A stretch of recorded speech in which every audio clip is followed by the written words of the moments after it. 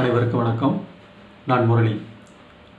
இந்த வீடியோ கிளிப்பில் நீங்கள் பார்த்த போல் இந்த சர்க்கரை நோயை முழுமையாக குணப்படுத்த முடியுமா, அதுக்கு வாய்ப்பு இருக்கா அப்படிங்கிற ஒரு கருத்தில் தான் இந்த வீடியோக்குள்ளே வந்திருப்பீங்கன்னு நினைக்கிறேன். ஏன்னா நான் கூட அந்த கருத்தில் தான் இருந்தேன். இந்த சர்க்கரை நோயை முழுமையாக குணப்படுத்த முடியாது, இது கட்டுப்பாட்டில் தான் வைத்துக்கொள்ள முடியும். அதே போல் மாத்திரை சாப்பிட்டா தான் இது கட்டுப்பாட்டிலையும் இருக்கும். அதிக சுகர் இருந்ததுன்னா இன்சுலின் போட்டுக்கணும். இந்த பொதுவான கருத்து, உலகம் பொதுவாக அந்த கருத்து தான் இருக்குது. அந்த கருத்தை தான் நானும் நம்பிக்கிட்டு இருந்தேன். எனக்கு சர்க்கரை நோய் வரும்போது நான் உடனே கண்டுபிடிக்கல. அதுக்குள்ள சிம்டம்ஸ் வந்துக்கிட்டே இருந்தது. சிம்டம்ஸ்னு பார்த்தீங்கன்னா, முதல்ல எனக்கு கண்ணு தெரியல. கண்ணு மறைக்க ஆரம்பிச்சிட்டு, அது சாப்பிட்டு முடித்த உடனே கண் அப்படியே ஒரு மறைக்கும் அப்படியே. சரி, இது ஏதோ அதிகமாக நான் செல்லில் நிறையா படிப்பேன். அந்த படிக்கிற காரணமாக அந்த செல்லில் அதனால் கண் எது பாதிக்கும்னு சொல்லிட்டு நான் போய் கண் டெஸ்ட்டு பண்ணி முதல்ல கண்ணாடி போட்டேன். கண்ணாடி போட்டோன்னு கண் தெரிஞ்சுது. அதுக்கு பிறகு பார்த்திங்கன்னா, என்னுடைய முகம் உடம்புல வெளுக்க ஆரம்பிச்சிது. அடுத்த மூணாவது கண்டிஷன் பார்த்திங்கன்னா, நான் என்ன சாப்பிட்டாலும் அந்த சாப்பிட்ட ஒரு 10 நிமிஷம் கால் மணி நேரத்தில் பார்த்திங்கன்னா அதிகப்படியான தாகம் எடுக்கும். அந்த தாகம் எந்த அளவுக்கு தாகம் எடுத்து தண்ணி குடிக்கணுமோ அந்தளவுக்கு யூரின் பாஸ் ஆகிட்டே இருக்கும். யூரின் ஒரு பேட் ஸ்மெல் வரும். சாப்பிட்ட உடனே ஒரு சோர்வு, அதிகப்படியான சோர்வு வரும். அதாவது கொஞ்சம் படுக்க தோணும், தூங்க தோணும். தூங்கி எந்திரிக்கக்கூடாதுன்னு தோணும். அதே போல் ஒரு சோர்வு.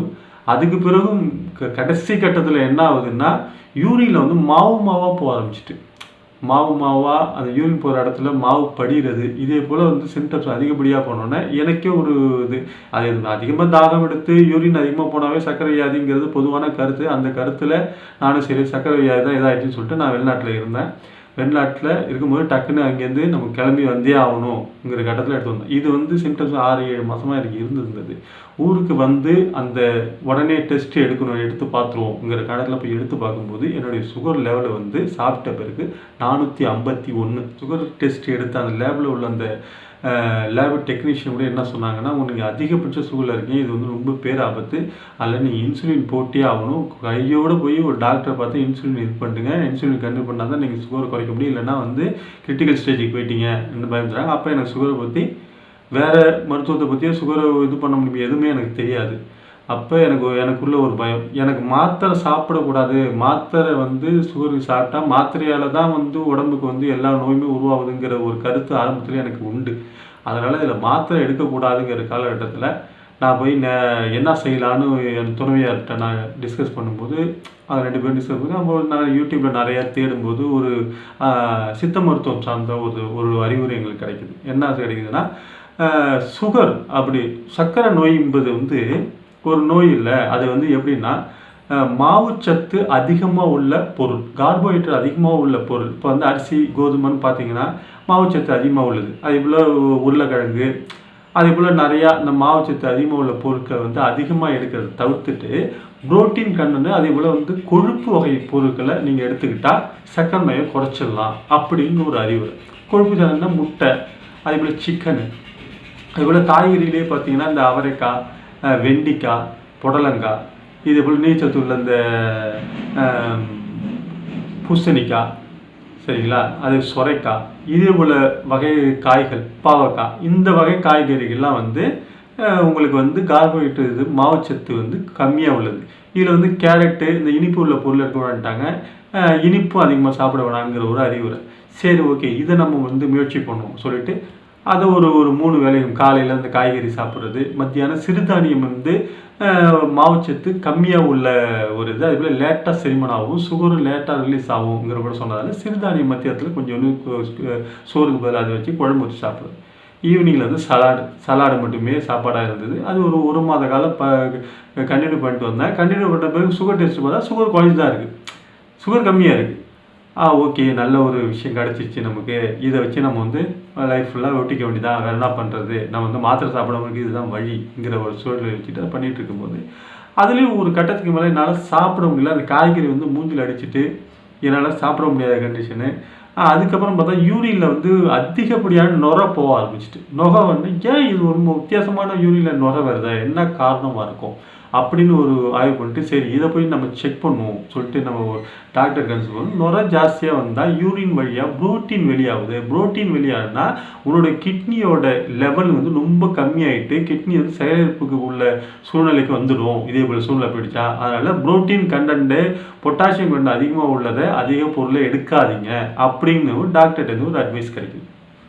என்னடா அது, நம்ம இது வரைக்கும் சுகரில் வந்து சுகருக்குன்னு இருந்து அந்த மாவுச்சத்து பொருள் எதெல்லாம் சாப்பிடக்கூடாதுன்னு நினச்சோமோ அதுக்கு சாப்பிடாம அதுக்கு ஆப்போசிட்டாக ஒரு பொருளை எடுத்துக்கிட்டோம், புரோட்டீன் கண்டென்ட் உள்ளது, கொழுப்பு உள்ளது.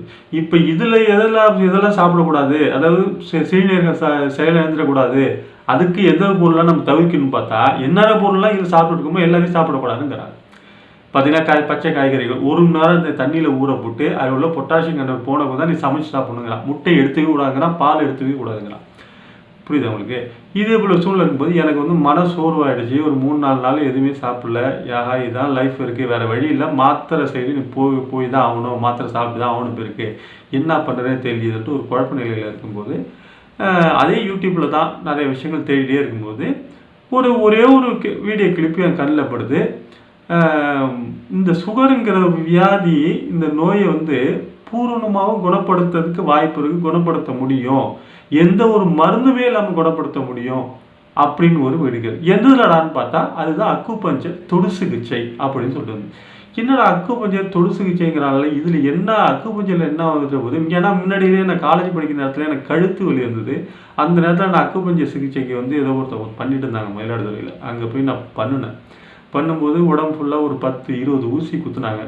அதுலேருந்து எனக்கு ஒரு சொல்யூஷன் கிடைக்கல. அந்த வலி இருந்துகிட்டே இருந்தது. இது என்ன மாத்திரை மருந்து சாப்பிட்றோம், இது சாப்பிட்றோம், சித்த மருந்துல லேகியம் அதெல்லாம் சாப்பிட்றோம், அதுக்கே குணமாக விட்டு ஊசியாக ஊற்றி அதோடைய அதில் பின்னாடி இருக்கிற அறிவியல் எனக்கு புரியல. இப்போ சரி நான் அதை விட்டுட்டேன்.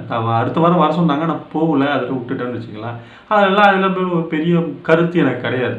இப்போ தொடு சிகிச்சைங்கும் போது பூரணமாக குணமாக்க முடியுங்கிறாங்க. ஏதோ விஷயம் இல்லாமல் வாழ சொல்ல மாட்டான்னு சொல்லிட்டு அது சம்மந்தமாக நான் சர்ச் பண்ணும்போது அதில் குணமடைஞ்சவங்க நிறைய பேர் பேசுகிறதையும் நான் பார்க்கும்போது சரி, குணமடைஞ்சவங்களே பேசும்போது இதில் ஏதோ ஒரு விஷயம் தான் பேசுகிறான், அவன் மருந்தே இல்லை மருத்துவங்கிறான், நமக்கு வந்து மாத்திரை மருந்து சாப்பிடக்கூடாதுன்னு தான் சொல்கிறோம், சரி இல்லை முயற்சி பண்ணி பார்ப்போமே என்ன தான் நடக்குதுன்னு பார்ப்போம் சொல்லிட்டு இது சம்மந்தமாக நான் படிக்க ஆரம்பிக்கிறேன். அந்த தொடு சிகிச்சை என்ன, அக்குபஞ்சர்னா என்ன, அக்குபஞ்சரில் என்னென்ன இது இருக்குது, அந்த புள்ளிகள் படிக்கிறத விட முக்கியமான புள்ளிகள் மட்டும் படித்தோம். மற்றபடி அந்த வாழ்வியல் சொல்லுவாங்க அக்குபஞ்சரில், நம்ம எப்படி வாழணும், எப்படி தூங்கணும், எப்படி சாப்பிடணும், எப்படி தண்ணி குடிக்கணும் சொல்லிட்டு எல்லா விஷயங்களும் வாழ்வியலை சொல்லுவாங்க.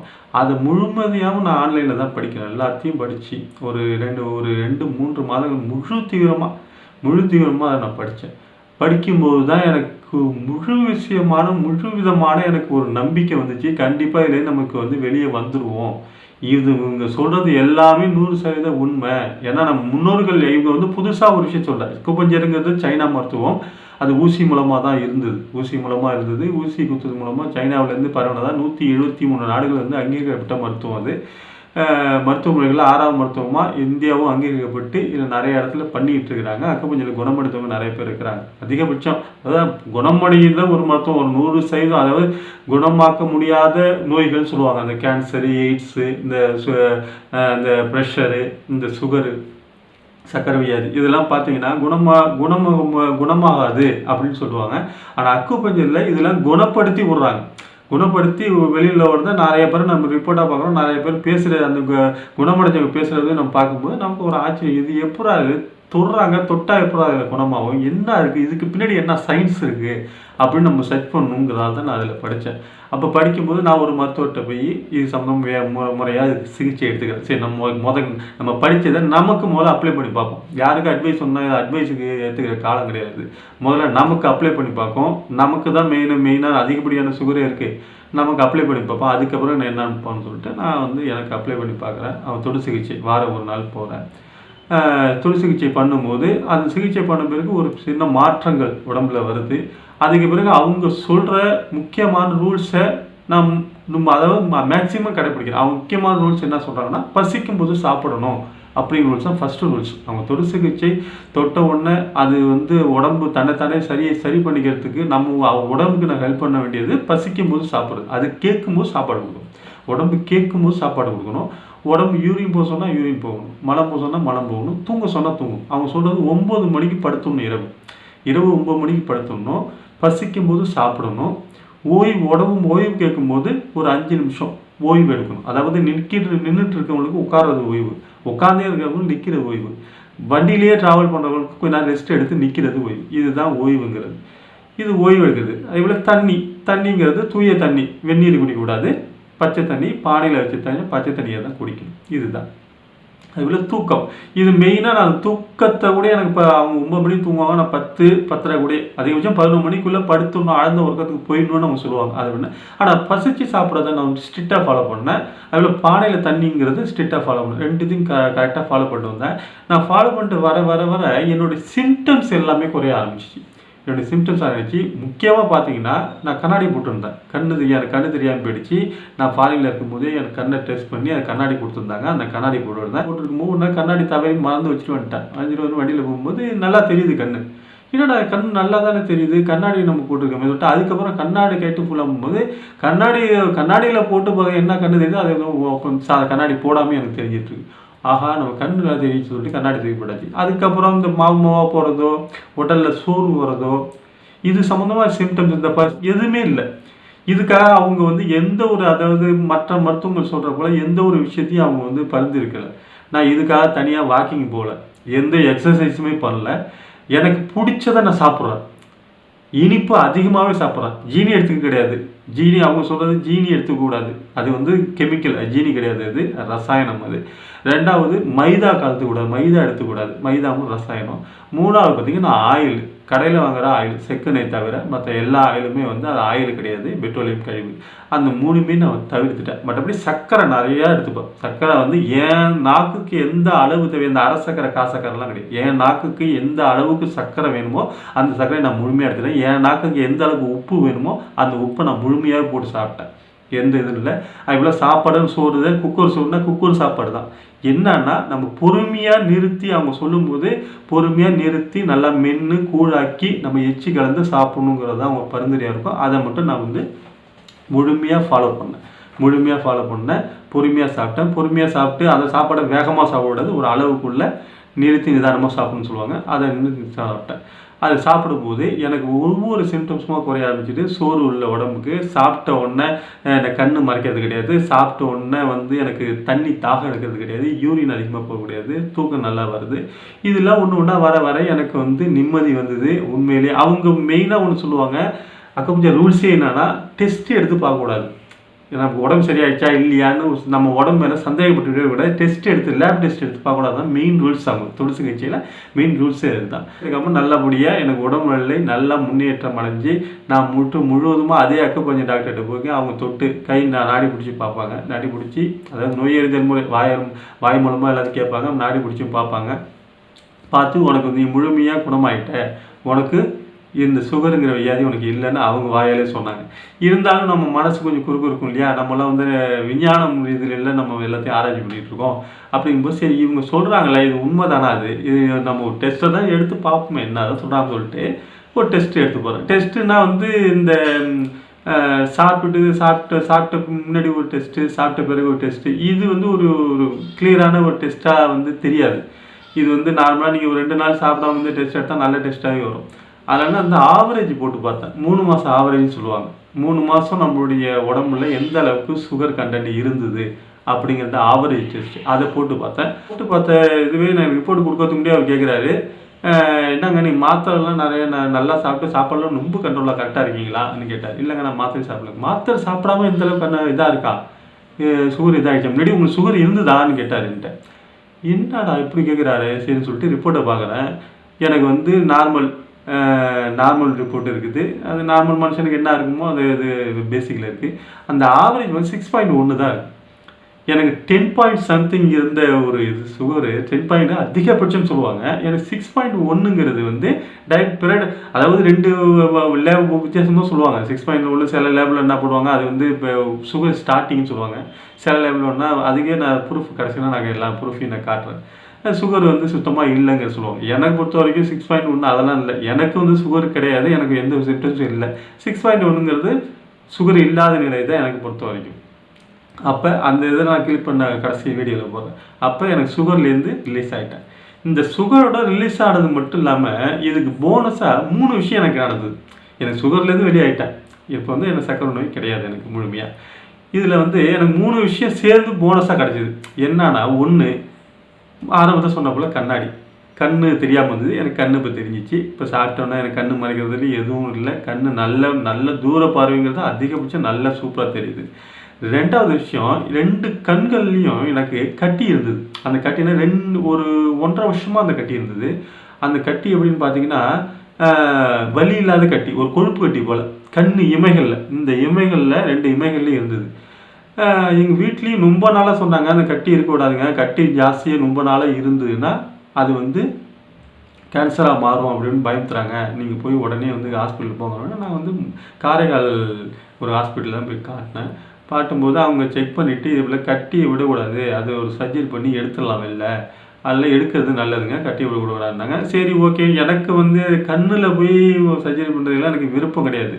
சரி வேணாம், எப்படியா இருந்தாலும் ஏதாவது சொல்யூஷன் கிடைக்காம போகும், இயற்கையாகவே நம்ம எதாவது ட்ரை பண்ணுவோம். வேணாம் சொல்லிட்டு என் ஒய்ஃபு கூட ஒரு தடவை போய் நீ போய் கண்டிப்பாக நீங்கள் இது பண்ணி தான் ஆகணும், நீங்கள் சீரியஸாக இல்லைன்ட்டு என்கிட்ட சத்தப்பட்டாங்க. நான் அப்படியே சும்மா ஹாஸ்பிட்டலில் போய் நின்று வாசலில் நின்று வெளில வந்துட்டேன்னு வச்சுங்களேன். இப்போ நான் அந்த சுகருக்கு ட்ரீட்மெண்ட் எடுத்த 2 மாத காலங்களில் நான் எதாச்சியாக ஒரு நாள் கண்ணாடியை பார்க்குறேன், 2 கட்டியுமே காணும், 2 கட்டியுமே கரைஞ்சி போயிடுச்சு. சரிங்களா? அதே போல் நான் என்னுடைய வெயிட்டு பார்த்தீங்கன்னா 90 கிலோ இருந்தேன். 90 கிலோ என்னோட வெயிட்டு. இது ட்ரீட்மெண்ட் எடுத்து முடிச்சு 2 மாதம், கரெக்டாக 2 மாதம், 2 மாதம், அதிகபட்சமும் 1 மாதம் தான், 2 மாதம் கூட 1 மாதம் தான் இந்த உடம்பு குறைஞ்சது சொல்கிறேன். 2 மாதம் ட்ரீட்மெண்ட்டு, இந்த உடம்பு குறைஞ்சது பார்த்தீங்கன்னா ஒரே மாதத்தில் அதிகபட்சம் 18 கிலோ நான் குறைஞ்சிருக்குங்க. சுத்தமாக எனக்கு எந்த இதுவும் இல்லை, எல்லா ஃபேட்டு எல்லாமே கரைஞ்சிடுச்சு. நார்மலாக நான் காலேஜ் படிக்கும்போது என்ன உடம்புல இருந்தனோ அந்த உடம்புல இப்போ இருக்கேன். இதனால எனக்கு எந்த உடம்புல சோர்வோ, எந்த ஒரு பெயினோ, எந்த ஒரு எதுவுமே கிடையாது. நல்லா ஆக்டிவாக இருக்கும், உடம்பு ஆக்டிவாக இருக்குது, உடம்பு வந்து ரொம்பவும் ஆரோக்கியமாக இருக்கிறத நான் ஃபீல் பண்ணுறேன். இந்த அக்குபஞ்சருங்கிறது சீன மருத்துவம் அப்படின்னு சொல்லிட்டு இது பண்ணாங்க, அது கிடையாது. சீன மருத்துவம் தான், சீனாவில் உருவான மருத்துவம் தான். அது 4500 வருஷத்துக்கு முன்னாடி பாரம்பரிய மருத்துவம் சைனாவுக்கு. ஆனால் இந்த அக்குபஞ்சர் மருத்துவம் என்ன சொல்லுன்னா, அந்தந்த நாட்டோட மரபு வழியில் நம்ம முன்னோர்கள் என்னென்ன வாழ்வியலை ஃபாலோ பண்ணாங்கங்கிற விஷயத்தை அடிப்படை உண்மைகளை சொல்லிகிட்டு இருக்கு வெளியில். சரிங்களா? அந்த தொடு சிகிச்சை என்ன தொடு சிகிச்சைங்கிறது போது நம்ம உடம்புல நம்ம மரபு, அதாவது நம்ம பசிக்காமல் சாப்பிடும்போது, சாதாரணமாக அந்த பசிக்காமல் சாப்பிட்றது சொல்லுவாங்க. ஒரு 3 வேளை ஒருத்தவன் 3 வேளை பசிக்காமையே சாப்பிட்டுட்டு இருக்கான். 3 வேளையும் பசிக்காமல் சாப்பிடணும். அதிகபட்சம் 35 வயசுக்குள்ளே அவன் ஒரு சுகர் பேஷண்ட் ஆகிடுவான், சக்கரை வியாதிக்கு உட்பட்டுருவான். இது 2 வேளை பசிக்காமல் சாப்பிட்றான்னு வச்சுக்கலாம், அவனுக்கு வந்து ஒரு 40 வயசு 45 வயசு அந்த ரேஞ்சில். சரிங்களா? இதுதான் வந்து கால அளவு. எப்படா 3 வேளையும் பசிக்காமல் சாப்பிட முடியுமா? அது எப்படி அதிகம்? ஒரு வேளையும் பசிக்காமல் தானே சாப்பிடுவோம், 2 வேளை பசி தானே சாப்பிட்றோம், நம்ம பசி தான் சாப்பிட்டுட்டு இருக்கோம் அப்படிங்கிற ஃபீல் தான் இருக்கும். அப்படிலாம் கிடையாது. பசியை உத்து கவனிச்சிங்கன்னா நல்லாவே தெரியும். பசி ருசி அறியுதுன்னு சொல்லுவாங்க. பசிச்சு சாப்பிடும்போது எந்த ஒரு சாப்பாடாக இருந்தாலும் அமிர்தம் கூட இருக்கும், அதுதான் பசி. நம்ம நினச்சிட்டு இருக்க பசிலாம் அது பசி கிடையாது. ருசி வச்சு அது இல்லை, குழம்பு நல்லா இல்லை, அது நல்லா இல்லை, சட்னி டேஸ்ட்டாக வைக்கல, அது டேஸ்ட்டுன்னு உன் வாயில் வந்துட்டாவே அது பசியிலேருந்து அர்த்தம். பசிச்சு சாப்பிடும்போது டேஸ்ட்டு உன் வாய்க்கு தெரியாது, எல்லாமே அமிர்தமாக தெரியும், அதுதான் பசி. அந்த பசி வந்து நான் வேலை செய்யும்போது நான் சொல்கிறேன் எப்படின்னா, காலையில் 7 மணிக்கு நான் கடைக்கு போயிடணும். 7 மணிக்கு 6:30 கிளம்பும்போது 6:45 நான் சாப்பிடணும். 6:45 சாப்பிடும்போது பசியே இருக்காது, சாப்பிடுவோம். சாப்பிட்டுட்டு போனோடனே அதுக்கு அந்த சாப்பிட எல்லாமே கழிவாக வெளில போய்டும். அடுத்து 11:30 மணிக்கு நல்லா உண்மையான பசி வரும், அந்த இடத்துல சாப்பிட முடியும், வேலை இருப்பாள்.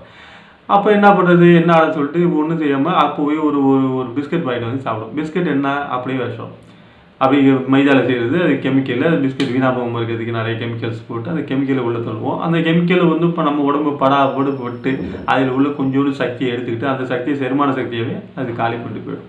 அதுக்கப்புறம் பார்த்தீங்கன்னா அது பசி போயிடுச்சா, பசி போன பிறகு கரெக்டாக 1:30 மணிக்கு 1 மணிக்கு சாப்பிடுவோம். அப்போ பசி இருக்கா, பிஸ்கெட் சின்னதால் பசி அடங்கியிருக்கும். போய் 2 மணிக்கு சாப்பிடுவோம். அப்போ பசி இல்லாமல் சாப்பிடுவோம். அந்த பசி இல்லாத சாப்பிட உடம்பு போராடுறது, அது கழிவாக கொண்டு போய் ரத்தத்தில் இருந்து கெட்ட சக்கரை கலக்காமல் கழிவாக கொண்டு போய் வெளில ஏற்றி அடுத்து சாயந்தரம் பார்த்தீங்கன்னா 4 நாளைக்கு உண்மையான பசியை கொடுக்கும். அந்த இடத்துல என்ன செய்வோம், உரக்கிழமா சாப்பிட மாட்டோமா, அப்போ என்ன செய்யலாம், அதுக்கு ஏதாச்சும் ஒரு ஸ்நாக்ஸோ ஒரு சிப்ஸோ வாங்கி அதுக்கு சாப்பிட்றது. அது சாப்பிட்டோம்னா அது சிப்ஸு ஃபுல்லாக அடிச்சிடும். சிப்ஸ் அடித்த பிறகு நல்லா பசிக்காதப்போ நைட்டு போய் சாப்பிடும். இதுவே தான் வாழ்வியல். ஈஸியாக எனக்கு சுகர் வந்தது இதுதான் காரணம். ரெண்டாவது தூக்கம் இல்லாமல், அது நேரத்துக்கு 9 மணிக்குங்கிற தூக்கம் இருக்காது. வேலை செய்கிற இடத்துல அதெல்லாம் நம்ம எதிர்பார்க்க, இன்னொருத்தவங்க வேலை செய்யும்போது எதிர்பார்க்க முடியாது. அப்போ தூக்கம் இல்லாதது அது ஒரு காரணம். இப்போ சுகர் டயபெட்டிக் பேஷண்ட் ஆனதுக்கு காரணம் வந்து இதுதான். இப்போ அந்த டயபெட்டிக் பேஷண்ட்டை வந்து உலகம் ஃபுல்லாக இருக்கிற கருத்துங்கிறது வந்து பொய்யான கருத்துங்கிறதுக்காக தான் மெயினான இந்த வீடியோவை என்னுடைய அனுபவத்தை நான் ஷேர் பண்ணணும். அதுக்காக தான் அக்குபஞ்சர் வந்து முழுமையான மருத்துவங்கிறதால தான் என்னோடய மனைவி அதில் முழுமையாக நான் படிக்க வச்சேன். இப்போ அவங்க ட்ரீட்மெண்ட்டை அவங்களே பண்ணுற அளவுக்கு அவங்க வந்து தகுதி ஆகிட்டாங்க. அவங்க ட்ரைனிங் போயிட்டுருக்கிறாங்க. இப்போ அப்போ இந்த அக்குபஞ்சர் மருத்துவங்கிறது வந்து உலகத்தில் வந்து எல்லா மக்களும் விழிப்புணர்ச்சி ஆக வேண்டிய, தெரிஞ்சுக்கொள்ள வேண்டிய ஒரு மருத்துவம், ஒரு மருந்து இல்லாத மருத்துவம். எந்த ஒரு சைடு எஃபெக்ட்டும் எதுவுமே கிடையாது. நம்ம தொடு சிகிச்சை எப்படி வேலை செய்யணும்னு பார்த்தீங்கன்னா, நம்ம உடம்பு முழுவதும், அதாவது 300 புள்ளிகள், முக்கியமான புள்ளிகள் இருக்குங்கிறாங்க. அதாவது எப்படி ரத்த ஓட்டம் நம்ம உடம்புல இருக்கோ அதே போல் சக்தி ஓட்டம் இருக்குங்கிறாங்க. இப்போ கரண்ட் இருக்குங்க இல்லைங்களா, நம்ம உணவு சாப்பிட்றோம், அந்த உணவு வந்து செரிக்குது, அந்த உணவுலேருந்து குளுக்கோஸ் எடுக்கப்படுது, அந்த குளுக்கோஸ் எரிக்கப்படுது, ஒவ்வொரு செல்களும் வந்து குளுக்கோஸ் எரிக்கப்படுது. அந்த குளுக்கோஸோ நீங்கள் பசிக்கும் போது சாப்பிடும்போது நல்ல குளுக்கோஸ் ஆகும், பசிக்காமல் சாப்பிடும் கெட்ட குளுக்கோஸ் ஆகும் மாறுது. அவ்வளோதான் விஷயம். பசிக்கும் போது சாப்பிடும்போது அந்த குளுக்கோஸுக்கு தேவையான இன்சுலின் கிடைக்குது. அந்த இன்சுலினும் அந்த குளுக்கோஸும் ஒன்றா சேரும்போது நம்ம செல்கள் வந்து உடனே அந்த இன்சுலின் கலந்த குளுக்கோஸை செல்கள் எடுத்துக்குது. அதுக்கு வந்து சர்டிஃபிகேட்டுக்கு போலது. அப்போது செல்கள் எடுத்துக்கிட்டு அதுக்கு தேவையான எரிப்பு சக்தியாக மாறி, எரியாற்றல் மாறி, அது வந்து ஆற்றலாக மாறுது. அந்த ஆற்றலுங்கிற விஷயம் தான் வந்து கரண்ட். அந்த ஆற்றலுங்கிறத சக்தின்னு சொல்லுவோம். சக்தி, உயிர் சக்தின்னு சொல்லுவீங்களா, அது உயிர் சக்தி. அந்த உயிர் சக்திக்கு தேவையான முக்கியமான பாயிண்ட்டு நம்ம உடம்பு ஃபுல்லாக இருக்குது. 300 முக்கியமான பாயிண்ட்டுங்கிறாங்க. அதில் 65 பாயிண்ட் வந்து நம்ம உள்ள உறுப்புகள், ஆர்கனுக்கு நேரடி தொடர்பு உள்ள அந்த புள்ளிகள் 65 புள்ளின்னு சொல்லுவாங்க. அது பஞ்சபூத தத்துவம். பஞ்சபூத தத்துவம்னா பஞ்சபூதங்கள் இல்லாமல் நம்ம உயிர் வாழ முடியாது. இதுதான் தத்துவம். இது வந்து அக்குபஞ்சரில் உள்ள நோஞ்சினா பெரிய சப்ஜெக்ட், அது தனித்தனியாக வீடியோ போடுறேன் நான். அப்போ அந்த புள்ளிகளுக்கு எந்த புள்ளியில் எந்த உள்ளார எந்த ஆர்கன் வந்து கழிவு அதிகமாக தேங்கியிருக்கும். உடம்புல வியாதி நோயின்னாவே கழிவு தேக்கம் தான் நோய். நம்ம உடம்புல கழிவு தேங்கினாதான் அது நோய். சரிங்களா. வெளியில் வந்து வெவ்வேறு பேர்கள் அதை வச்சுருக்கலாம். கேன்சர்னு வச்சுருக்கலாம், எய்ட்ஸ் வச்சுருக்கலாம், விதவித நோய், மூட்டு வலின்னு வச்சுருக்கலாம், கழுத்து வலி வச்சுருக்கலாம், அதுபோல் சளி தேக்கம்னு வச்சுருக்கலாம், எல்லாமே வச்சுருக்கலாம். ஆனால் மொத்தத்துக்கும் அக்குபஞ்சர் பார்வையில் அதெல்லாம் கழிவு தேங்கியிருக்கு. அந்த கழிவு மூளையில் தேங்கிச்சுன்னா ஸ்ட்ரோக்கு, இதயத்தில் தேங்கிச்சுன்னா இதய அடைப்பு, ஹார்ட் அட்டாக். இவ்வளோ தான் விஷயமே தவிர இது கழிவு தேக்கம் தான். அந்த கழிவு தேக்கத்தால் அந்த உறுப்பு செயலிழந்து நிற்கும் போது அந்த உறுப்பை நம்ம கை விரல்களாக தூண்டி விடுறது. அதுக்கு சம்பந்தப்பட்ட புள்ளியை தொட்டு தூண்டி விட்டு அந்த உறுப்பு வந்து தன்னைத்தானே அந்த கழிவுகள் நீக்க ஆரம்பிக்கும். நம்ம சக்தி ஓட்டம், நம்ம ஒவ்வொரு விரல்களையும் காந்த சக்திங்கிறது நம்ம பிரபஞ்சத்திலேருந்து நம்ம விரல்கள் மூலமாகவும் கால்கள் விரல் மூலமாகவும் நம்ம வந்து இந்த பிரபஞ்சத்திலே சக்தியை உறிஞ்சிட்டு இருக்க விஷயம் அது. அதனால் அந்த பேசிக்கில் தான் இந்த அக்குபஞ்சருங்கிறது இதாக. இப்போ தான் எனக்கு தெரியாது. நான் படித்த பிறகு தான் அதோடய விஷயம் தெரிஞ்சுது. அதை நானே நம்ப ஆரம்பித்து இன்னும் இந்த விஷயத்தை உண்மையாக நான் சொல்ல போகணுன்னா கரெக்டாக ஒரு வருடமாவது, ஒரு வருடத்தில் என் குடும்பத்தில் இருக்கிற உறுப்பினர் யாருமே இன்க்ளூடு என்னோட 1 வயசு குழந்தையிலேருந்து 5 வயசு குழந்தை வரைக்கும் யாருமே ஒரு சிங்கிள் டேப்லெட் கூட எடுத்தது கிடையாது. எந்த ஒரு ஊசியும் போட்டுக்க கிடையாது. எல்லாருமே வீட்டு வைத்தியம் கூட, இந்த நாட்டு சித்த வைத்தியம், இந்த இது சாப்பிட்றோம் பாருங்க, இந்த கஷாயம், அது கூட எதுவுமே கிடையாது. இவங்களுக்கு எல்லாமே ஆரோக்கியமாக இருக்கிறோம். இதில் வந்து இடையில வந்து பருவ மாற்றங்கள் வரப்போ ஜுரம் வரும், சளி பிடிக்கும், அதெல்லாம் வரதான் செய்யும். அதெல்லாம் எனக்கு வந்துச்சு, என் பிள்ளைங்க வந்துச்சு, எல்லாம் எங்கள் வீட்டுக்காரங்க எல்லாருமே வந்துச்சு. ஜுரம், ஹெவி ஜுரமே அடிச்சு. என் 1 வயசு குழந்தைக்கு ரொம்ப அதிகப்படியான ஜுரமே அடிச்சது. 3 நாள் சரியாயிடுச்சு. சரி உங்களுக்கு. ஆனால் நான் இன்னும் பெரிய பிள்ளைக்கு வந்து நான் இந்த மருத்துவம் தெரியாதப்ப வாரத்துக்கு மாதத்துக்கு 2 ஜுரம், சளி உண்டு, காரைகள் தூக்கிட்டு விடுவோம். நைட்டு 12 மணிக்கு விடுவோம், 1 மணி வரைக்கும். அவ்வளோ கஷ்டப்பட்டேன். அப்படி சின்ன பிள்ளைக்கு இது வரைக்கும் அந்த குழந்தைலேருந்து எந்த வைத்தியமும் கிடையாது, எந்த ஒரு ஊசியும் கிடையாது, எதுவுமே இல்லை. நல்லாவே பெரியவர்களோட இது நல்லா ஆரோக்கியமாக இருக்குது, ஹெல்த்தியாக இருக்குது, எதிர்ப்பு சக்தியோடு இருக்குது. அப்போ எதிர்ப்பு சக்தி எப்போ கிடைக்கும்? பசிக்கும் போது சாப்பிட்டா எதிர்ப்பு சக்தி இருக்கும். பசிக்காமல் சாப்பிட்றவனுக்கு எதிர்ப்பு சக்தி இருக்காது. அப்போ இந்த ஒரு விஷயத்தை, இந்த மெயின் வீடியோ இந்த யூடியூப் சேனலில் இந்த வீடியோ நான் அப்லோட் பண்ணணும்னு நினச்சதுக்கே மெயின் காரணம், இந்த அக்குபஞ்சர் மருத்துவத்தை வந்து பெரிய லெவலில் நம்ம வந்து இன்னும் அதிகப்படியில் அடுத்த லெவலில் கொண்டு போகணும். இந்த மருத்துவத்தை பற்றி மக்களை எல்லாம் தெரிஞ்சுக்கணும், விழிப்புணர்ச்சி பண்ணணும். மக்களை வந்து ஒரு உடம்புக்கு ஏதாச்சும் பிரச்சனை வந்துச்சுன்னா லட்சக்கணக்கில், ஆயிரத்துலேருந்து லட்சக்கணக்கில் செலவாகுது. சரிங்களா? அந்த லட்சக்கணக்கில் செலவு நிறைய மிடில் கிளாஸ் ஃபேமிலிலாம் இதாலேயே வந்து ஒன்றுமே இல்லாமல் போயிடவங்களாம் இருக்காங்க. ஒரு ஹார்ட் அட்டாக்னா பல லட்சம் செலவு பண்ணி அவங்க வாழ்வாதாரமே போயிடும். அதில் ஏதோ கடனே இது வாங்கி அது வாழ்வு ஃபுல்லாக அதுக்கு செலவுன்னே போயிடும். உங்களுக்கு ஒரு ஒரு ஒரு மாத்திரையை தொடர்ந்து ஒரு சக்கரை நோய் எடுத்துட்டு மாத்திரையை தொடர்ந்து சாப்பிட்டு வர ஒருத்தவனுக்கு அந்த மாத்திரையே வந்து அவனுக்கு ஆளை கொள்ற அளவுக்கு, கிட்னியை அழிக்கிற அளவுக்கு மாத்திரைகளே சைடு வைக்கும். ஏன்னா ஒரு மாத்திரைங்கிறது உடம்பு பொறுத்த வரைக்கும் அது ஒரு கழிவு. சரிங்களா? மாத்திரையுடைய விளைவு வந்து அது ஒரு கழிவு. அந்த கழிவு எப்படி வைத்துறதுங்கிறது தான் உடம்பு படாபாடு போடுவோம். பாதி வெளியே இருக்கும், பாதி உடம்புலேயே தங்கும். அது உடம்புலேயே தங்கும்போது கிட்னியில் தங்கிட்டே வரும்போது கிட்னி சைடு எழுந்துடும். ஹார்ட்டில் தங்கிட்டே வரும்போது ஹார்ட் அட்டாக் வரும். ஸோ மூளையில் தங்கிட்டே வரும்போது மூளை ஸ்ட்ரோக் வரும். கண்ணு பின்வழிகளில் தங்கிட்டே வரும்போது கண் பார்வை இழந்துடும். மூட்டுகளில் தங்கிட்டே வரும்போது மூட்டு உங்களுக்கு வந்து மூட்டு வலி ஆரம்பிச்சிடும். மூட்டு வலி உட்கார்ந்தா எந்திரிக்க முடியாது, எந்திரிச்சா உட்கார முடியாது. பாதங்களில் தங்கிட்டே வரும்போது பாத அரிப்பு, பாதத்தில் காயம் மட்டும் ஆறாமல் இருக்கிறது, விரலை நீக்கிறது, காலை நீக்கிறது, ஸ்டெப் பை ஸ்டெப்பாக வந்துடும். இவ்வளோதான் விஷயம். இது ஒரு பெரிய விஷயம், பெரிய நம்ம கம்பத்தில் வேலை எதுவுமே கிடையாதுனால பெருசாக நல்ல நோயினா பெருசு, மருத்துவம்னா பெரிய விஷயம் அப்படி எப்படின்னு யோசிச்ச விஷயம் ஒன்றுமே இல்லடா. மருத்துவங்கிறது எதுவுமே இல்லடா, இது தாண்டா மருத்துவம், உடம்புக்கு தெரியண்டா எல்லாத்தையும் சொல்லிட்டு தூக்கி போட்டான் கையில். உன் உடம்பு தாண்டா உனக்கு மருத்துவர், உடம்பு சொல்றது கேளுடா. உனக்கு மருத்துவங்கிறது உனக்கு ஒரு உதவி தாண்டா மருத்துவர். நோயை குணப்படுத்தும் உடம்பால தானே முடியும். உடம்பு தாண்டா நோயை குணப்படுத்தும், மருத்துவர் குணப்படுத்த மாட்டாரா? எந்த மருத்துவமே நோயை குணப்படுத்தாது. நோயை குணப்படுத்துறதுக்கு உடம்புக்கு உதவி தான் புரியும். இப்போ வண்டியில் போகிறோம், ஆக்சிடென்ட் ஆகிடுச்சு, கை முறிஞ்சு விட்டு, அப்போ முன்னெல்லாம் என்ன செய்வாங்க, இப்போ வந்து கையை கிழிச்சு பிளேட் வைக்கிறாங்க. அது இல்லை, முன்னாடி என்ன செய்வாங்க, அந்த கையை நல்லா திருப்பி வச்சு பொசிஷனுக்கு வச்சு ஒரு பிளாஸ்டை வச்சு மாவு கொட்டு போடுவாங்க. மாவு கொட்டு போட்டால் ஒரு மாதமோ 2 மாதமோ அந்த எலும்பு வந்து தானாக ஒட்டிடும். சரிங்களா? அந்த எலும்பு ஒட்டத்துக்கு யார் புரிஞ்சது? நம்மளை பசங்க ஒட்டணும். உடம்பு வந்து எலும்பு வந்து தன்னை தானே ஒட்டிக்குது. நரம்பு கட்டாலும் உடம்பு தன்னை தானே நரம்பை கட்டு ஒட்ட வச்சுக்குது. ஒரு காய் ஏற்பட்டு உடம்பே கிழிஞ்சாலும் இல்லை கர்ப்பிணி பெண்ணுக்கு கிழிச்சு வயிற்றை கிழிச்சு 4, 5, 8 லேயர் இருக்கிறாங்க. எல்லாத்தையும் கிழிச்சு குழந்தைய எடுத்து தைய போடுறாங்க. அந்த தையல் அந்த உடம்பு அந்த 8 லேயர் ஒட்டுறது யாரு? உடம்பு.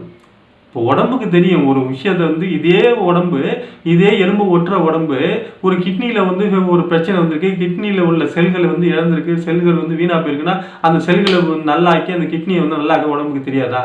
ஹார்ட்டில் ஒரு கழிவு தேங்கியிருக்கு, அந்த ஹார்ட்டில் நம்ம ஒத்துழைப்பு பண்ணால் போதும் உடம்புக்கு. அந்த ஒத்துழைப்பு கொடுக்குறது அக்குபஞ்சர். இந்த அக்குபஞ்சருக்கு மட்டும் மருந்து இல்லாத மருத்துவம். அந்த அக்குபஞ்சர் மருத்துவத்தை நம்ம பயன்படுத்தும் போது அதில் உள்ள கழிவுகளை நீக்கிறதுக்கு உடம்பு தயாராகிடுது. அது உள்ள வாழ்வியலை சேர்த்து ஃபாலோ பண்ணும்போது அந்த நோயிலேருந்து வெளில வந்துடும். இவ்வளோதான் விஷயம். பெருசாக பேசிக்கிறதுக்கு, ஒரு நோயை பற்றி பெருசாக பேசுறதுக்கோ பெருசாக யோசிக்கிறதுக்கு இதெல்லாம் ஒன்றுமே இல்லை எனக்கு தெரிஞ்ச வரைக்கும் உங்களுக்கு. அதனால் இது சம்மந்தமாக நிறைய வீடியோ நான் வந்து அப்லோட் பண்ணலான்னு இருக்கிறேன். இது சம்மந்தமாக எனக்கு தெரிஞ்ச விஷயங்கள், எனக்கு அனுபவப்பட்ட விஷயங்கள் இந்த வீடியோ மூலமாக, இந்த யூடியூப் சேனல் மூலமாக நிறையா அப்லோட் பண்ணிட்டுருக்கோம். நிறையா நீங்கள் பார்த்து இது போல் இந்த வீடியோவெல்லாம் உங்களுக்கு சக்கரை வியாதிகளை இது பயன்படுத்திக்கலாம். இல்லை வேறு உங்களுக்கு, ஏன்னா சக்கரை வியாதி பொதுவாக நிறையா பெருகிட்டு நிறைய அதிகப்படியாக மக்களுக்கு இருக்கிற ஒரு நோய் பார்த்தா சக்கரை வியாதி, ரத்த கொதிப்பாக இருந்திருக்கு. அப்போ அது அவங்களுக்கு வந்து நிறையா நீங்கள் பரிந்துரை பண்ணலாம். இன்னும் பரிந்துரைனா நீங்கள் நல்லா இருக்க அதே போல் அவங்களும் வந்து நல்ல ஆரோக்கியமாக வாழ்கிறதுக்கு நீங்கள் ஒரு உதவி புரிஞ்சுதான் இருக்கும். அதனால் நிறைய பேருக்கு இந்த வீடியோவை நீங்கள் ஷேர் பண்ணுங்கள். இதை நான் சப்ஸ்கிரைப் பண்ணணும், நான் வந்து வீடியோவில் வந்து நிறைய வியூஸ் வாங்கணும், இதுக்காகலாம் இந்த கான்செப்ட்லாம் இந்த இது ஆரம்பிக்கலை, இது பண்ணலை. சரிங்களா? இது வந்து நான் வந்து ஆரோக்கியம் சார்ந்து ஒரு நல்ல விஷயத்த ஒரு சோசியல் சர்வீஸாக இது பண்ணணும். நமக்கு தெரிஞ்ச விஷயம் நம்ம கிளியராக இருக்கும், நம்ம நல்லா இருக்கும், நமக்கு நல்லா இருக்குன்னு தெரியும் போது இது மக்களுக்கும் நல்லது பெறணும், நல்லது போகணுங்கிறதுக்காக தான் இந்த வீடியோ மேக் பண்ணுறேன். அதனால் இதை பார்த்து பயன்பெறுங்க. இதுக்கு எந்த ஒரு சந்தேகம் எது சம்மந்தப்பட்டு என்ன விஷயமா இருந்தாலும் தாராளமாக மதிய நேரங்களில் என்னை தொடர்பு கொள்ளலாம். அவங்க வீட்டுக்கான நம்பரும் நான் கொடுப்பேன். அவங்க என்னை விட அவங்களுக்கு இன்னும் விஷயங்கள் நிறைய தெரியும். அதனால் அவங்களை தொடர்பு கொள்ளலாம். இதுக்கு உள்ள எல்லா விஷயத்தையும் முழுமையாக குணப்படுத்தக்கூடிய எல்லா விஷயத்தையும்